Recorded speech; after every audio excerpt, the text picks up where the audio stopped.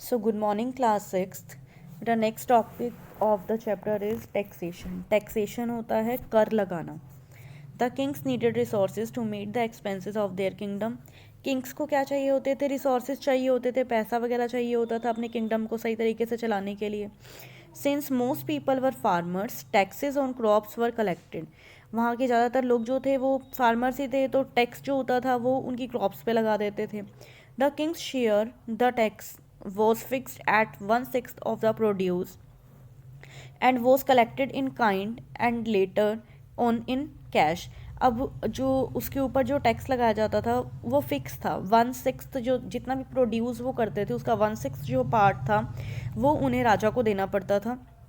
ये जो कलेक्ट करते थे इन काइंड ऑफ, मतलब वो क्रॉप्स वगैरह भी दे देते थे उनको, या फिर कैश में जो पैसे होते थे वो भी देते थे इनको. There was another tax called bali. एक और टैक्स होता था जिसको बाली कहा जाता था. But ancient Indian text are not very clear about it. लेकिन इस जो ये जो टैक्स है इसके बारे में ज़्यादा कुछ क्लियर नहीं बताया गया है. Sometimes tax could be collected in the form of labour and was called vishti. अब कई बार क्या होता था कि जो लोग मतलब पैसा नहीं दे पाते थे, टैक्स नहीं दे पाते थे, उनको लेबर का वर्क करवा लिया जाता था. इस थ्रू उनसे टैक्स लिया जाता था. This was like offering free service to the king. मतलब ये क्या हो गया? Free service to the king.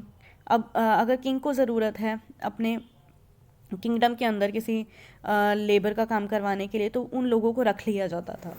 Trade and urbanisation and agriculture and production of grains increased, there was surplus. अब एग्रीकल्चर जो था उसके अंदर ग्रेन्स की प्रोडक्शन जो थी वो बहुत ज़्यादा हो रही थी. While a large part of it was collected as taxes. बहुत ज़्यादा पार्ट जो था इसका टैक्सेस की फॉर्म में कलेक्ट किया जाता था. Some of it was also traded in the form of commodities. लेकिन कुछ जो पार्ट होता था वो कमोडिटीज़ के फॉर्म में भी कलेक्ट किया जाता था. कमोडिटीज़ क्या होती हैं? चीज़ें जो होती हैं उनको बोला जाता है. The goods produced by craft people were carried over long distance by merchants. जो प्रोड्यूस किए जाते थे, जो क्राफ्ट पर्सन जो पीपल होते थे वो जो प्रोड्यूस करते थे, सामान वगैरह बनाते थे, उनको जो मर्चेंट्स होते थे, जो व्यापारी होते थे, वो दूसरे दूसरी जगहों पर लेकर जाते थे बेचने के लिए.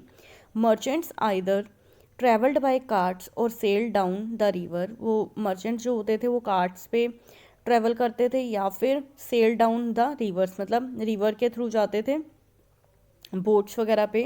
As some cities were located on river bank, क्योंकि कुछ सिटीज़ जो थी वो रिवर बैंक के पास थी. They may have used the punch marked coins as the medium of exchange. उनको जब कोई चीज़ों का एक्सचेंज करना होता था कि वो दूसरे लैंड्स पे जाते थे, वहाँ के लोगों से कुछ खरीदते थे या उन्हें कुछ देते थे, तो वो पंच मार्क्ड कॉइन्स जो थी करेंसी उसका यूज़ करते थे. Merchants organized themselves into association or guilds which were called श्रेणिस. अब जो मर्चेंट्स होते थे बेटा वो ऑर्गेनाइज, मतलब एक एसोसिएशन होती थी उनकी, मिलकर काम करते थे वो, जिनको श्राइन्स बोला जाता था. एज अब ये पंच मार्क्ड कॉइन्स बेटा ये नीचे दे रखी हैं, जो इसकी पिक है ये ही है punch marked coins. As population increase villages grew in size and numbers. अब क्या था? जैसे जैसे पॉपुलेशन इंक्रीज होती जा रही थी वैसे वैसे जो विलेजेस थे साइज़ में बड़े होते जा रहे थे. Each village had a headman. हर एक विलेज का एक हेडमैन होता था, जिसको ग्रामनी या फिर ग्रामिका बोला जाता था.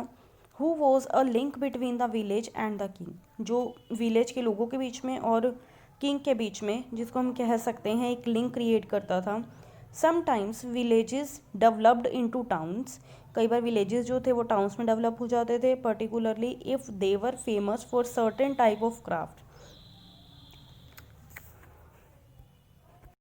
अगर मतलब जिस विलेज की कोई क्राफ्ट्स या फिर कोई फेमस हो जाते थे, टाइप फेमस हो जाती थी क्राफ्ट की, तो वो विलेजेस जो थे वो टाउन्स बन जाते थे. Towns and cities also emerge because of their proximity to trade routes. अब जो टाउन्स और सिटीज़ थी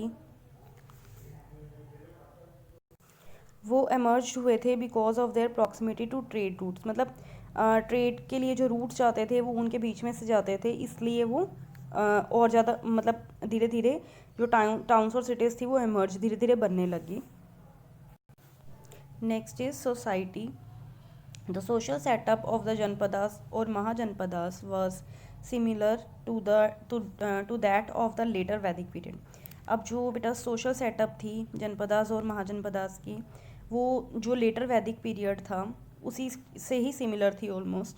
the varna system that classified people into Brahmins, Kshatriyas, Vaishyas and Shudras continued and came to be firmly established in society. अब वहाँ पे भी बेटा वर्णा का सिस्टम था, 4 कास्ट सिस्टम थे, वर्णा सिस्टम थे, ब्राह्मण, क्षत्रिय, वैश्य और शूद्र थे.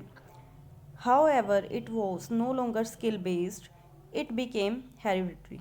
धीरे धीरे क्या हो गया कि ये स्किल बेस्ड नहीं थे, मतलब जिस काम में जो अच्छा है उसको वो काम नहीं दिया जाता था, ये चीज़ें हेरिडिटी बन गई थी कि ब्राह्मण का बेटा जो है वो ब्राह्मण ही बनेगा, क्षत्रिय का बेटा है वो क्षत्रिय ही बनेगा, चाहे उसके अंदर क्वालिटीज़ कोई और हों, लेकिन मजबूरी थी उनकी वो चीज़ करने की.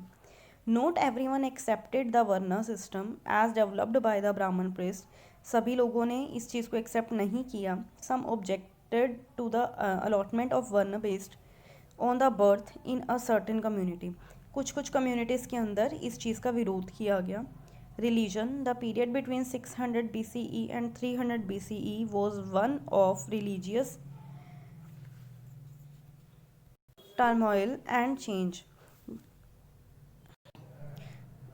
जो हम कह सकते हैं कि 600 BCE से लेकर 300 BCE तक का जो टाइम पीरियड था, was one of the religious, मतलब रिलीजन के अंदर बहुत सारे चेंजेस आए थे इस पीरियड में. In this age the Brahmans had begun to dominate the religious practices.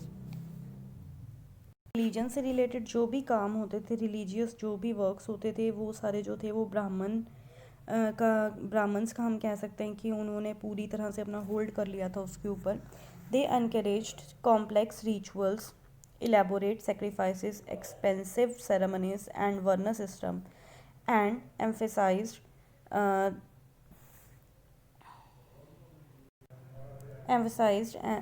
the sanctity of the Vedas. अब वो क्या करने लगे, वो encourage करने लगे रिचुअल्स को, सेक्रीफाइसेस को, एक्सपेंसिव सेरेमनीज करवाने लगे, वर्ना सिस्टम को फॉलो करने लगे. People gradually became dissatisfied and sought different religious option. अब लोग जो थे वो इसका विरोध करने लगे. 2 new religion, Jainism and Buddhism became popular. उसके बाद 2 जो थे रिलीजन वो पॉपुलर हुए, Jainism and Buddhism. We shall read more about Buddhism and Jainism in the next chapter.